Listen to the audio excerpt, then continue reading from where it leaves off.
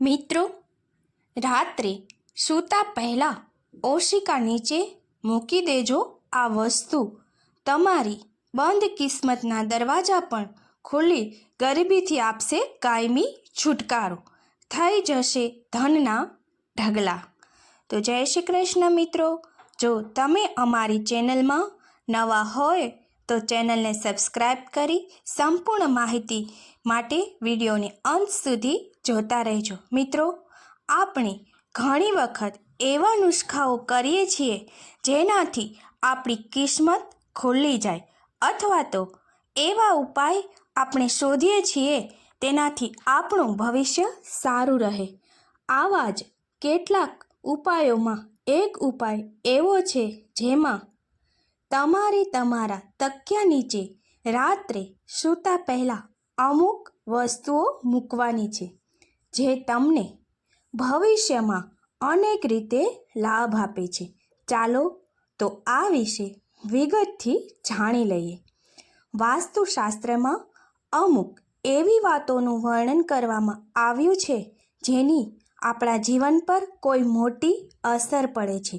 એ જ રીતે શાસ્ત્રમાં જણાવવામાં આવ્યું છે કે જ્યારે પણ કોઈ વ્યક્તિ સૂએ છે તો તેની ઉર્જા સૌથી વધારે ખર્ચ થાય છે. સૂતા સમયે વ્યક્તિનું શરીર ઘણી માનસિક અને શારીરિક સ્થિતિમાંથી પસાર થાય છે અને નવા દિવસની શરૂઆત માટે આ તૈયાર થાય છે. શાસ્ત્રોમાં અમુક એવી અસરકારક વસ્તુઓનું વર્ણન કરવામાં આવ્યું છે જેને સૂતા સમયે તકિયા નીચે રાખવાથી તમારી કિસ્મત બદલાઈ શકે છે. એવું માનવામાં આવે છે કે માથા નીચે રાખવામાં આવતો તકિયો તમને રાતોરાત માલામાલ બનાવી શકે છે. વાસ્તુશાસ્ત્ર મુજબ જાણીએ એ વિશેષ વસ્તુઓ વિશે જે સૂતા સમયે તકિયા નીચે રાખવામાં આવે તો ધનની વર્ષા થવા લાગે છે. તો સૌપ્રથમ છે મોરનું પીછું. નંબર 1 પર આવે છે મોરનું પીછું. મોરના પીછાને ઘર માટે ખૂબ જ શુભ ગણવામાં આવે છે અને તેને ઘરમાં રાખવાથી વ્યક્તિને ઘણા પ્રકારે આર્થિક લાભ થાય છે. જ્યોતિષમાં એવું માનવામાં આવે છે કે જો તમે સૂતા સમયે મોરનું પીછું તકિયા નીચે રાખો છો તો ધન ધાન્યથી જોડાયેલી બધી જ સમસ્યાઓ દૂર થવા લાગે છે. એવામાં વ્યક્તિનું ભાગ્ય હંમેશા તેનો સાથ આપે છે. સવારે ઉઠીને તમે તકિયાના નીચે રાખેલા મોરના પીછાના દર્શન કરો તો તેનાથી તમને લાભ થાય છે અને તમે સકારાત્મક ઉર્જાથી ભરપૂર રહેશો. નંબર 2 પર આવે છે તુલસીના પાંદડા. હિન્દુ ધર્મમાં તુલસીના પાનને ખૂબ જ પવિત્ર ગણવામાં આવે છે અને તેનો ઉપયોગ ઘણી ઔષધિઓના રૂપમાં પણ કરવામાં આવે છે. જ્યોતિષની માનીએ તો જો તમે સૂતા સમયે તમારા તકિયા નીચે તુલસીના પાંદડા રાખો તો જીવનમાં સકારાત્મક ઉર્જા બની રહે છે અને તમારું મન બધા જ કામોમાં લાગે છે.